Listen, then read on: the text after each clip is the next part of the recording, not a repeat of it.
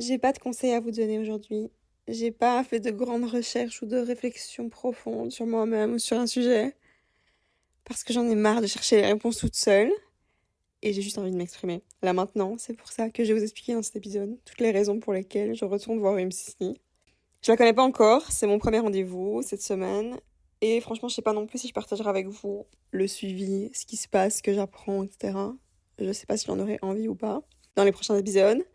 Mais là, mon podcast me manquait trop et j'avais besoin de parler. Donc, je vais me libérer de tout ça aujourd'hui. Et je re-regarde aussi How I Met Your Mother en ce moment. Et je sais pas si vous vous souvenez que Barney avait un blog. Et j'ai trop l'impression d'être Barney avec son blog. Ici. Euh... Bon, on va commencer l'épisode. Mon expérience avec les psys.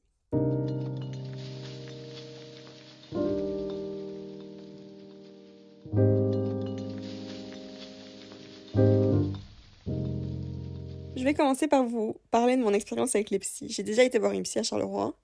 Mais ça avait rien à voir avec aujourd'hui parce que c'était un moment d'urgence, de panique extrême dans ma vie. Vraiment, j'étais en détresse, vraiment détresse, le mot. Et là, c'est pas le cas aujourd'hui. Franchement, c'est une autre approche. C'est un soin que je m'offre à moi-même parce que je ressens que j'en ai besoin et que j'ai besoin d'aide. Et je vous dis, je sais plus les réponses à moi toute seule. J'ai besoin d'un échange. Donc c'est pour ça que je fais ça. Et mon premier rendez-vous avec ma psy à Charleroi, j'avais 25 ans. Et quand je suis arrivée, c'est marrant parce que quand on explique les histoires avec les psys, on sait jamais vraiment ce qui se passe vraiment. Est-ce que c'est une pièce? Est-ce que c'est un canapé? Est-ce que c'est un divan? On sait pas trop, mais je vous explique. Bon, il y avait 2 chaises dans une pièce normale, des chaises plus ou moins confort. Et quand je suis arrivée, j'ai pleuré à fond. Et c'était plus fort que moi, parce que je savais pas par où commencer et pourquoi j'avais mal. Et il y avait juste les larmes qui pouvaient parler pour moi. Et j'ai lu un livre sur une thérapeute qui expliquait que c'est comme ça que ça se passe avec les patients. Au premier rendez-vous, les gens, quand ils arrivent, ils pleurent. Parce que je me dis que quand il n'y a pas de mots, en fait, il y a que les larmes qui peuvent exprimer ce qu'on sait pas dire avec des mots. Donc c'est ce qui s'était passé pour moi. Et c'était plutôt une coach de vie, je dirais. C'était bien à ce moment-là. Et merci à elle, parce que si j'avais pas été la voir, je pense que je serais au fond du trou, honnêtement. Mais je pense qu'à la fin, j'ai un peu fait durer ça en longueur, cette expérience avec elle. Et ça devenait un peu mon booster d'ego, honnêtement. Parce elle avait une approche à me dire que j'étais géniale, etc. Du coup, ça m'a peut-être un peu rendu narcissique, ce que je veux pas être. Du coup, là, je retourne voir une thérapeute, psychanalyste, qui fait aussi un truc qui s'appelle le biofeedback. C'est un truc que je connaissais pas. Et en fait, je pense que ça va peut-être m'aider parce que c'est de la cohérence cardiaque et de la cohérence émotionnelle. Et tous mes blocages partent de mon corps, en fait. Je vais vous expliquer après. Et je vais pas m'éterniser là-dessus. Mais je vais juste vous mettre en situation par rapport à ça. C'est que j'ai déjà eu des arythmies et des problèmes au cœur. Je me suis fait opérer, c'est fini, mais je pense qu'il y a eu beaucoup de traumas ancrés en moi. Et j'ai aussi un syndrome des ovaires polykystiques SOPK qui fait que j'ai aucune cohérence en moi parce que je suis pas comme les autres femmes qui ont un cycle prédéfini, genre tous les mois elles ont leurs règles. Moi, je sais jamais quand je vais avoir mes règles, c'est tous les 6 mois, c'est un bordel, genre mon corps est un bordel. Donc je pense que travailler sur de la cohérence dans mon corps, ça va sûrement m'aider. On verra. Du coup, tout part de là. J'arrête de tergiverser avec l'intro super long. On va rentrer dans le vif du sujet. Premier point, c'est que mon corps physique, mon corps humain, me bloque depuis 10 ans. C'est-à-dire que me montrer au monde, je me rends compte que me montrer tel que je suis, depuis que j'ai 19 ans, plus ou moins, j'y arrive pas. En tout cas, c'est très dur pour moi. Et c'est pas que mon corps me convient pas, parce que je sais qu'il y a des filles ou des mecs qui ont pas confiance en eux à l'intérieur. C'est pas que quand je me regarde dans un miroir ou quoi je me trouve moche, mais c'est comme si j'utilisais mon corps pour me dissocier. C'est comme si je faisais exprès de me dissocier de lui en m'auto-sabotant. Pour me cacher du monde réel. Comme si mon corps c'était genre un gilet pare-balles ou un bouclier que je prenais pour pas ressentir toutes les émotions des autres, tout ce qu'on pourrait me renvoyer, alors que là j'ai compris que ça marche pas et qu'en fait c'est juste de l'auto-sabotage. Parce que des fois, vraiment, quand je suis dans un endroit et que j'ai décidé ce jour-là de pas être là, j'ai l'impression que je suis invisible, genre que les gens me voient pas. Et je suis pas présente. C'est très bizarre, mais pour moi, je suis pas là. Du coup, en fait, j'ai compris que ça partait de 2 points. J'ai l'impression que ma présence dérange. C'est un trauma, sûrement, que j'ai. Et le deuxième point, c'est que j'ai un besoin de contrôle sur tout. C'est-à-dire que les moments où j'ai décidé d'être là, ok, là, je peux être prête à accepter les émotions des autres, mais le reste du temps, c'est comme si les comportements des autres envers moi étaient trop durs à gérer pour moi, que ça soit positif ou négatif. J'explique. J'ai fini le livre d'Emilie Ratajkowski que j'ai adoré, ça m'a fait comprendre blindé de choses. Elle explique dans son livre qu'à un moment, pour elle, enfin un moment dans sa vie, elle allait chez la gyné, comme normalement, et pour elle, avoir le truc en fer de la gyné, c'était l'enfer, genre l'horreur. Et pour moi, pareil, qu'un truc extérieur vienne en moi. Je comprenais pas avant, mais j'ai compris là, grâce à Emilie Ratajkowski, que ce soit la gyné ou même des lentilles. Genre, avant, il y a encore un an, c'était impossible pour moi de mettre une lentille dans mon œil ou même un tampon. C'est même pas mon cerveau, c'est mon corps qui rejette physiquement. Je tombe dans les pommes si je mets un tampon. Et j'avais jamais vraiment su pourquoi. Et en fait, elle explique elle a compris qu'elle avait ça avec du coup la gyné, mais pas avec des relations amoureuses. Parce qu'en fait, elle a besoin de contrôler la situation. Quand c'est la gyné qui vient lui mettre un truc dans son corps, bah, elle contrôle pas. Et moi, pareil. En fait, c'est un besoin de contrôle extrême surtout. Quand c'est un truc extérieur qui vient à moi, mon corps le rejette. Et du coup, cette idée de perdre le contrôle, c'est là que je pense qu'arrive l'autosabotage et le fait d'éviter de montrer mon physique au monde comme si c'était possible. C'est parce que, en faisant ça, donc en prévoyant les moments où je suis vraiment présente, je sais prédire ou prévoir ce qui va se passer dans le futur et j'ai l'impression de maîtriser la situation. Et le reste du temps, bah, vu que c'est dur de gérer la situation, déjà c'est impossible, bah, le reste du temps je m'auto-sabote et voilà ce que je fais. Et c'est lié au fait que je pense que je suis hyper connectée aux émotions et c'est comme si du coup j'utilisais mon corps comme une cage pour choisir le moment où je suis prête à affronter tout ça. Et je vous dis, ça peut être dans les deux cas. Ça peut être un moment où un mec est attiré par moi et qui me drague, je suis en mode ça me plaît. Et du coup dans ce cas-là je me dis putain, flemme, pas le temps de gérer ça. À part quand j'ai décidé de le gérer. Et dans l'autre cas, c'est un autre mec qui me dégoûte. Je suis en mode putain, ça me dégoûte, je veux pas ressentir ça. Du coup, dans les deux cas, si j'ai pas décidé du moment où j'ai envie que ça arrive, ça me saoule. Sauf qu'en fait, j'ai réalisé que je pouvais faire ce que je voulais, c'est-à-dire manger plein de sucre, me couper les cheveux moi-même, mettre un énorme manteau ou me balader avec une casquette ou faire ce que je veux. Je suis pas invisible et surtout, je peux pas faire autrement. Je suis là, j'existe et ça m'a rendu triste vraiment tout ça parce que j'en ai marre d'être comme ça en fait, du coup, et c'est pour ça que je veux voir une psy et que j'en ai parlé avec ma mère. Et ça m'a réalisé vraiment d'en parler avec elle que dans tous les cas, je pouvais pas éviter ça. Et je me disais, mais pourquoi j'essaye? En fait, j'essaye de me rendre moche pour ne pas affronter ça. Et je me sabote à ce point-là.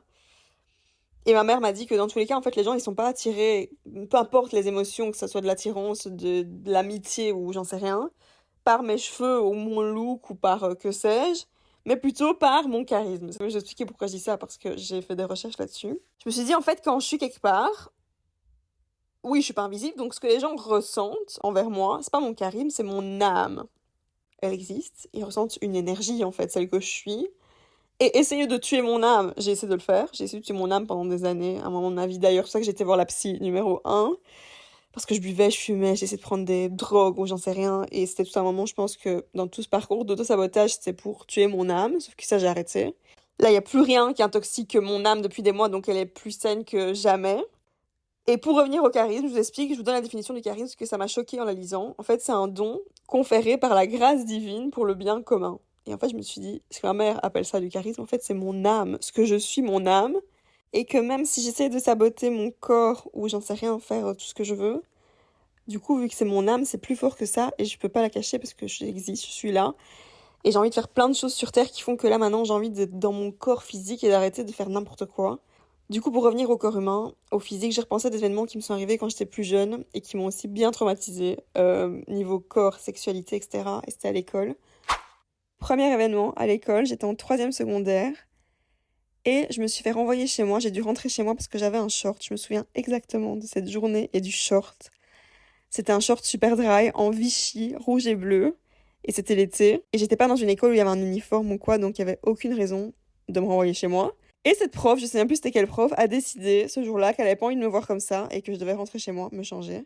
Et c'est exactement ce genre d'émotion dont je vous parle et que je déteste et que j'ai toujours évité de ressentir.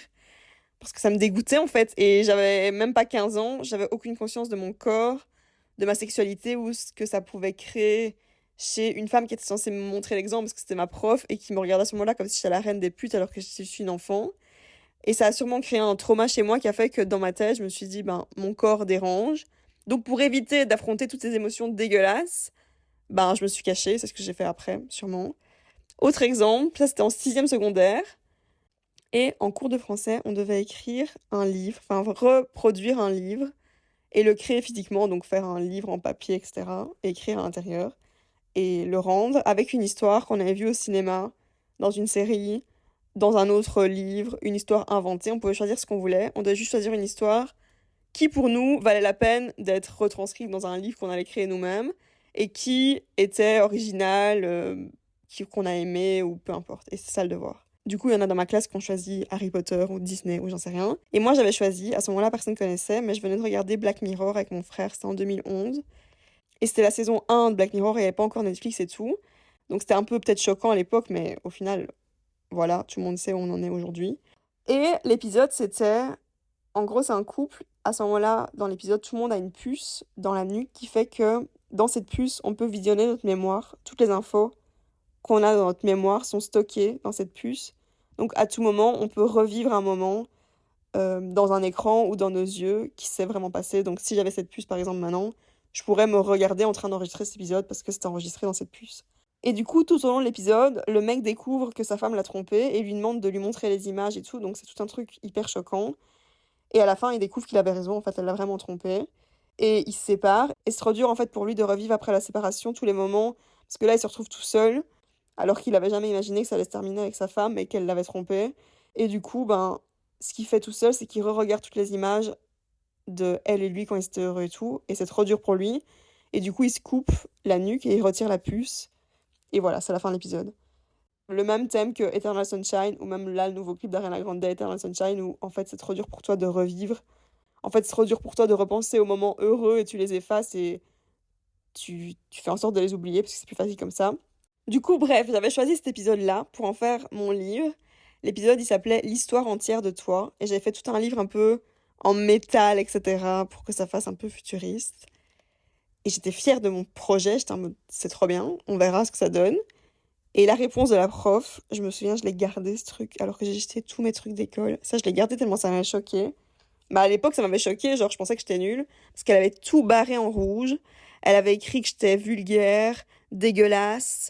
Comment tu peux parler de ça? Tout était vraiment. Je pense que j'avais eu genre 0 ou 1 sur, comme note. Et elle m'avait fait comprendre que j'étais une folle dingue et que j'étais une meuf dégueulasse, perverse et tout, à 17 ans. Alors qu'en fait, à 17 ans, on a clairement tous une maturité sexuelle. On peut parler de ça, on peut parler d'un couple, d'une histoire de tromperie, sans que ça paraisse choquant et qu'on te réponde que t'es juste une meuf trop dégueulasse, alors qu'en fait, j'avais juste vu un épisode de Black Mirror à l'époque que personne n'avait vu et c'était trop stylé. Là, j'ai cité 2 exemples de rejet de personnes de référence dans mon enfance, parce que, un, mon corps humain avec le short, et deux, le devoir avec mon âme, peut-être qui parlait de Black Mirror. Les deux, ça s'est fait dégager. Et franchement, je me rends compte que j'ai jamais eu de pression de mes parents ou quoi, en me disant faut que j'écoute mes parents, ils ont raison surtout, parce que je me suis jamais dit ça. Mais par contre, les profs, là, ces 2 profs-là, dans ma tête, d'adolescente, d'enfant ou de jeune adulte, je me disais qu'ils avaient forcément raison. Pour moi, c'était tes profs. Si on t'a donné le rôle de prof, c'est que t'as raison. Et du coup, qui me renvoie chez moi pour un short, ou qui m'écrivent que je suis une grosse perverse dégueulasse sur mon devoir à 17 ans, je pensais qu'ils savaient ce qu'ils faisaient. Et du coup, j'ai cru, et ça a sûrement créé des blocages en moi. Sauf que les faits sont que j'ai un très fort besoin de m'exprimer, donc de me montrer, et aussi que quoi qu'il arrive, on me remarque malgré moi, et ça depuis que je suis née. Je vous explique, apparemment quand je suis née et que j'étais à l'hôpital, et que ma mère était pas là ou quoi, on lui disait votre fille pleure dès que je pleurais, parce que tout le monde me reconnaissait, genre tout le monde reconnaissait ma voix, parce que j'avais une voix qu'on remarquait, et du coup une différence clairement depuis le premier jour de ma vie. Et aussi ma mère m'a expliqué qu'elle était dans une chambre partagée, et qu'il y avait une famille à côté. Et les gens de la famille d'à côté, c'était des Italiens. Et au lieu d'aller voir les bébés de la femme d'à côté, dès qu'ils arrivaient dans la pièce, dans la chambre, ils venaient tous vers moi et c'est là, oh mon Dieu, et tout. Ils croyaient même pas que j'étais l'enfant de l'autre personne, tellement ils étaient attirés par moi. Et du coup, tout ça, ben, quand je parle de beauté, je comprends maintenant ce que ça veut dire et j'en ai fait un épisode pour comprendre ce que c'était. Et la conclusion de cet épisode, c'était que quand ce qu'on trouvait beau dans la vie, c'est ce qui était vrai pour nous. Et du coup, quand j'en parlais, je vous disais avec ma mère, avec tous mes traumas, machin, comment faire pour arrêter d'être moche et tout. Elle m'a expliqué que, en fait, les gens, ils me remarquaient pas parce que je faisais 1m75 ou parce que j'étais blonde et parfaite, un visage parfaitement symétrique, puisque c'est clairement pas ce que je suis. Mais plutôt parce que j'étais différente. Et là, maintenant, en fait, je comprends que ces différences, comme je vous ai dit au début de l'épisode, elle est là depuis que je suis née. Ce besoin de m'exprimer, il est là depuis que je suis née. Genre, on remarque ma voix, j'ai besoin de pleurer super fort. Et jusqu'à mes 19 ans, j'étais une enfant et je vivais juste ma vie sans réfléchir et je me rendais pas vraiment compte du regard des autres sur moi. Et après, à cause de ce genre d'émotion que j'ai senti, j'ai pris ça comme un défaut ou comme un truc qui dérangeait, en fait, que ce soit physiquement ou ce que j'avais dans la tête. Et en tant que femme, je pense que ça prend encore plus de temps d'assumer sa personnalité et ce qu'on est entièrement. Parce que encore cette semaine, j'ai un ami qui m'a dit qu'il avait fait écouter mon podcast à un pote à lui et que son pote lui avait demandé 8 fois si j'étais droguée. Et ça maintenant, honnêtement, j'en rigole et j'assume ce que je suis, mais ce genre de réflexion, je pourrais même pas vous les compter tellement j'ai eu ça toute ma vie, genre t'es folle, droguée, c'est quoi cette meuf, t'es trop bizarre, différente, bref. Revenons à ma carrière et mes moyens d'expression, parce que pendant tout ce temps-là, j'essaie de m'exprimer. Donc premièrement, quand j'étais bébé, je pleurais, c'était tout ce que je savais faire.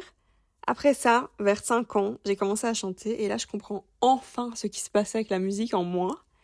En fait, à 5 ans, vu que j'avais aucune conscience de moi-même et je savais pas ce que je pensais ou ce que je voulais dire dans la vie, du coup j'utilisais les paroles des autres en chantant avec eux parce que eux avaient assez de conscience pour les écrire ou pour exprimer ce qu'ils étaient, pour moi m'exprimer à travers leurs paroles. Et en fait, dernièrement, je réfléchissais à tout ça, à ma carrière, à ce que je voulais vraiment. Et j'ai compris qu'être chanteuse, ou par exemple chanter au Stade de France ou à Forêt Nationale, c'est une idée que les autres m'ont mis en tête, ou je sais pas moi d'où ça m'est venu, parce que chanter, ça a été la première chose que j'ai fait en public, que j'ai partagé publiquement. Mais ça n'a jamais été mon rêve d'être sur scène ou de faire le show ou de... En fait, je déteste ça. Mais ce qui s'est passé depuis le début, c'est que je ne savais pas dire non. Mais ça, on y reviendra après. Là, j'ai l'impression d'être Ted qui raconte son histoire. Mais ça, on y reviendra après, les enfants. Tout ce que j'aimais, en fait, depuis le début, c'était chanter et en même temps que les autres. Genre, tout ce que j'adore, c'est chanter.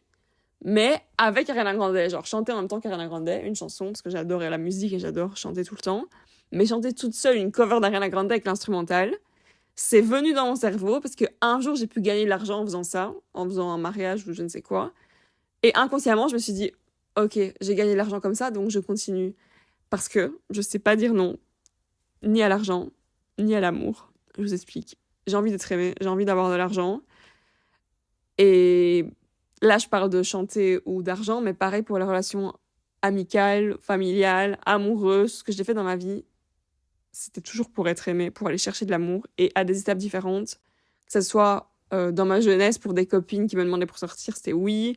Oui, pour un mec que je me disais, ok, ça va, je le trouve plus ou moins bien, let's go. Oui, pour chanter un mariage. Oui, pour maintenant voir des gens que je connais pas qui ont écouté mon podcast. Je regrette pas tout ça, mais la finalité, c'est qu'en fait, je sais tellement pas dire non que je me cache parce que dire oui à tout le monde, c'est impossible. Et là, je le réalise de plus en plus. Et cette recherche d'amour constante me fait perdre le fil de mon propre chemin, que ce soit au niveau relation, au niveau carrière aussi, parce qu'en fait, ça fait depuis toujours que je veux capitaliser tout ce que je fais parce que j'ai eu un manque d'argent ou quoi, je pense, quand j'étais jeune. Ce qui m'a amené à un truc où je pensais que je savais tout faire et que je devais tout accomplir. Et ça, c'est un comportement de putain de narcissique, en fait, parce que j'ai réfléchi à tout ce que j'aimais dans la vie et ce qui allait me faire gagner de l'argent, parce qu'il y a 1 million de trucs que j'aime trop dans la vie, par exemple. J'adore le pilates, mais je veux pas devenir prof de pilates. Ou maintenant, j'adore chiner, des trucs, des vêtements, des meubles. J'aime trop négocier et tout ça, mais je veux pas en faire mon métier. Et pourtant, je me le suis vraiment dit à un moment. Je me suis dit, putain, attends, là, j'ai trop un truc, je vais faire un autre business, revendre. Ou alors, j'adore faire des pâtes, mais je veux pas en faire mon métier. Et pour revenir à la musique, j'adore plus que tout au monde la musique, mais je déteste, en fait, chanter pour dire de chanter, me forcer à chanter. Ça gâche tout ce que ça procure en moi. Et combien de fois il y avait des gens qui m'ont dit fais The Voice, hein. Et je me disais ok, peut-être en fait, parce que si je fais ça, peut-être j'aurai de l'argent. Et même j'en ai parlé ici depuis que j'ai mon podcast, depuis que je m'exprime moi-même, pas via les paroles des autres du coup, mais dans mon podcast. J'adore écrire et je pensais que toutes ces idées préconçues dans ma tête me faisaient penser que j'écrivais des chansons. Mais dans mon Google Notes, il est vraiment écrit poème/chanson. Donc je pense que c'est plutôt des poèmes. Et que la musique, je veux juste en profiter et chanter en même temps que Dua Lipa, ou aller à son concert, ou parler de chansons et décortiquer toutes les paroles ou quoi dans mon podcast. Parce que c'est vraiment ce que j'aime au profond de moi. Mais faire le show ou être sur scène, en fait, non. Ce que je veux vraiment, c'est exprimer qui je suis sans avoir peur Et à cause du fait que je savais pas dire non, je me suis isolée pendant beaucoup de temps parce que je me disais que si je me montrais, ça voudrait dire que j'aurais plus de temps pour moi. Et vu que j'avais une plaie ouverte, j'avais l'impression qu'à tout moment, j'allais la réinfecter si j'étais en contact avec des gens et que ça allait être de pire en pire. Et là, je me suis dit stop. Et quand j'ai repensé à ce que je voulais vraiment pour ma carrière, j'ai repensé à ce qui me passionnait réellement quand j'étais enfant, mais ce qui me passionnait comme carrière en fait. Et j'ai fait le lien avec Internet tout au long de ma vie. Je vais vous expliquer tout mon parcours avec Internet. J'avais pas d'ordinateur quand j'étais petite, il y avait que l'ordinateur de mon frère à la maison. Et les seuls moments où je pouvais avoir accès à cet ordinateur, c'était rare. Et il fallait que je sois très réactive. Du coup, ça a été mon seul point d'accès à Internet jusqu'à mes 16 ans, le seul matériel que j'avais. Et dans ma création d'enfant, je sais pas quel délire m'a traversé l'esprit, mais en 2006, du coup j'avais 12 ans, après la fameuse finale Italie-France, Coupe du Monde, l'Italie gagne sur tir au but, coup de boule de Zidane, tout le monde s'en souvient, j'ai fait un montage de cette finale sur Windows Movie Maker, sur la chanson Coup de boule, Zidane il a frappé. Trezeguet n'a pas joué, quand il a joué il a raté. Et même dans mon montage, on voyait Chirac et tout, c'était trop marrant. En fait, j'avais fait un montage de cette chanson avec toutes les photos. J'avais téléchargé toutes les photos sur Google Images, je crois, je sais plus. Et j'ai mis plein de photos sur chaque parole, enfin voilà. Et j'avais posté cette vidéo sur YouTube. Pendant mon heure d'ordinateur, après je suis repartie par ma vie, j'avais oublié. Et en fait, cette vidéo a eu 500 000 vues. Genre, il y a plein de gens qui commentaient et tout, choqués par cette Coupe du Monde. Et moi, je savais pas. Et mon frère l'a vu et il a changé la musique sur cette vidéo. Et il a mis genre une musique pour gagner de l'argent. Parce que lui aussi, tout ce qu'il voulait dans la vie, c'était gagner de l'argent. Donc je comprends. Donc voilà, première expérience, création de contenu sur Internet. Après ça, mon père m'a acheté mon premier iPhone. C'était l'iPhone 4, le premier iPhone un peu carré sur les côtés. Et je réfléchissais aux moments les plus heureux de ma vie. Et ce moment, le premier jour où j'ai eu un accès, rien qu'à moi, à Internet, à un écran. J'avais eu un Nokia avant qui avait Internet. Mais là, c'était mon premier écran. Je suis rentrée chez moi, je suis montée dans ma chambre toute seule. J'étais trop heureuse, j'ai téléchargé YouTube, où je pense que même YouTube était installé, je pense qu'il y avait des apps préinstallées, je sais plus. Mais j'ai mis YouTube, j'ai regardé Already Taken, le clip de Trey Songz, c'est le premier truc que j'ai fait sur mon iPhone 4. Et je me souviens de ce sentiment. C'était la première fois que j'avais un objet où je pouvais regarder des vidéos rien qu'à moi. C'était pas la télé du salon qui était à ma mère ou l'ordi sur la petite table qui était à mon frère. C'était mon iPhone à moi. Et en fait, tout était là. Parce que c'est toujours ce que j'ai aimé, en fait, créer sur Internet. Et après mes secondaires, donc pendant tout ce process d'école et tout, l'été avant de commencer à chercher des études et tout, c'est à ça que je me reconnecte quand je pense au moment où j'étais dans mon corps de femme, sans trauma, sans peur, quand j'étais complètement moi-même, en fait, et adulte, parce que j'avais 18 ans. Je savais pas encore que ma recherche de carrière ou le monde extérieur allait m'impacter. J'étais vraiment libre et j'avais pas peur en fait de rien. Et on est parti en vacances avec mes copines et je filmais tout sur mon iPhone 4. Je vloguais tout en fait, notre voyage, c'était trop excellent. Et je vous dis ce qui a bloqué après, dans ma recherche d'études ou de carrière ou de plan de vie, c'était que je savais pas vraiment mettre de mots sur ma passion, ce que je voulais vraiment. Du coup, je me suis dit journalisme. Ça se rapprochait un peu de l'idée que j'avais en tête, de ce qui me passionnait en fait. Un mélange entre vivre des expériences, travailler sur Internet, être libre, écrire. Au final, maintenant, je comprends tout. Et maintenant, depuis que j'ai 25 ans et que j'ai arrêté toutes ces études et jobs de merde, je vais enfin vers ce projet. Et plus je travaille, plus je suis en train de le concrétiser, de faire ce que je veux. Et c'est ça, en fait, travailler sur Internet. C'est ce que je suis en train de faire. J'ai commencé avec ma marque de bijoux. Ça a été mon premier moyen d'expression à moi, qui m'a permis de vivre, en fait, grâce à des objets qui représentent complètement ce que je suis. C'était plus facile de faire ça avant de parler, vraiment. J'ai fait des objets, je les ai vendus sur Internet. Après mon podcast, là où je m'exprime avec ma voix et j'ai osé montrer mon âme à Internet. Et je me dis que ma part de lumière, c'est l'outil Jewelry. Ma part d'ombre, c'est Good Morning Bruxelles. Et moi, entière, j'y arrive, c'est l'outil à qui vlog. Et ça m'a pris tellement de temps de trouver mon identité, ce que je voulais vraiment. Et au final, tout est lié parce que me montrer moi, c'est montrer ma marque ou mon podcast et en même temps vivre des moments et être libre. Et maintenant, j'ai ma carrière en main et je peux vous dire que ma carrière, c'est vraiment mon numéro 1 dans la vie, c'est ma carrière avant tout. Et c'est pour ça que je vais voir une psy parce que j'ai besoin d'aide par rapport à mon corps, mon image, etc. maintenant. Et là, j'ai tout capté et j'ai encore besoin de cohérence et un peu d'organiser tout ça. Mais au moins, je sais ce que je veux. Du coup, pour conclure cet épisode, je pense qu'on a tous des parcours. Il y a des femmes et des hommes qui se montrent d'abord physiquement au monde. Par exemple, Emilie Ratajkowski. Elle a d'abord utilisé son corps pour gagner de l'argent. Et après, à un moment de sa vie, elle s'est retrouvée limitée et c'est pour ça qu'elle a écrit un livre, qu'elle a fait un podcast. Parce qu'elle en avait marre, en fait, d'être vue comme une potiche tout le temps, juste mannequin, alors qu'elle est 1 million de fois plus que ça. Moi, j'ai commencé par montrer mon âme, et j'ai aussi été limitée et confrontée à devoir travailler, genre, sur d'autres couches. Parce que je suis pas que la meuf qui montre ses mains et ses bijoux, parce qu'elle a peur de se montrer elle, et qui parle que de pierre ou de pilat tout le temps. Et c'est pour ça qu'à un moment, j'étais en mode ça me bloque, donc j'ai fait un podcast. Puis après le podcast, je suis pas qu'une voix qui parle dans vos oreilles de tout ce qu'il y a de plus profond en elle.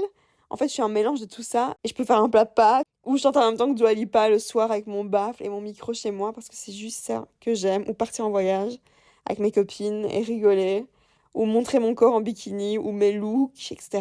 Et je pense que j'ai commencé par le côté mental et business parce que j'avais vraiment peur qu'on me prenne pour une conne. Il y a des gens qui se bloquent dans des histoires amoureuses ou dans des carrières qui leur plaisent pas ou dans des villes qui leur correspondent pas. Moi, je me suis bloquée, enfermée dans mon corps depuis 10 ans, putain. Comme si j'étais invisible. Alors qu'en fait, tout ça, toutes les cages, elles étaient dans ma tête. Et je peux pas cacher ce que je suis. Et surtout, je contrôle rien du tout. Tout ce que je contrôle, c'est moi et moi-même. Et ça, je l'ai compris dans mes moments de tristesse. Par exemple, il y a quelques mois, je pleurais pour les autres. Quand j'étais triste, je me disais, putain, c'est pas juste. Et c'est triste que les gens soient jaloux, ou menteurs, ou irrespectueux. Et je me disais, pourquoi? Pourquoi les gens sont comme ça? Et là, j'étais hyper triste, j'ai pleuré beaucoup à cause de tout ça. Et c'est la première fois que dans ma tristesse, je me suis dit, mais en fait, comment moi-même, j'ai pu autant me maltraiter et pas réaliser vraiment ce que j'étais et assumer qui j'étais en fait. Parce que je me suis dit, pleurer pour les autres, pour ce que les autres m'ont fait, c'est comme les juger. Et je veux plus jamais juger personne pour quoi que ce soit, parce que j'ai pas grandi avec eux, je sais pas ce qui s'est passé dans leur enfance, ou dans leur famille, ou dans leur vie, je peux pas savoir ni juger ça, et essayer de comprendre ou de changer ça, c'est comme essayer de tout contrôler, alors que là, je me regarde moi-même, et je réalise moi-même ce que je suis, sans attendre que les autres que le fassent pour moi, ou le fassent à ma place. Et il y avait toujours une phrase que je voyais qui disait c'est toujours un travail intérieur, c'est toujours un travail intérieur. Et quand je la lisais, je me disais, non, des fois quand même les gens ils font chier. En fait là je me rends compte que je peux pas contrôler ça et c'est toujours un travail intérieur. Donc je suis à ce moment-là, je vais aller voir ma psy, je suis trop contente. Et c'est tout pour cet épisode, c'est tout pour aujourd'hui les amis. Merci d'avoir écouté, tous mes réseaux sont dans la description. Allez voir mon compte perso, je commence à faire des vlogs. Pour ceux qui écoutent mon podcast, j'ai un code pour vous qui est toujours dispo, Good Morning 15, sur tout mon site de bijoux. Et je vous embrasse, et je vous aime, et je vous dis à bientôt pour un prochain épisode.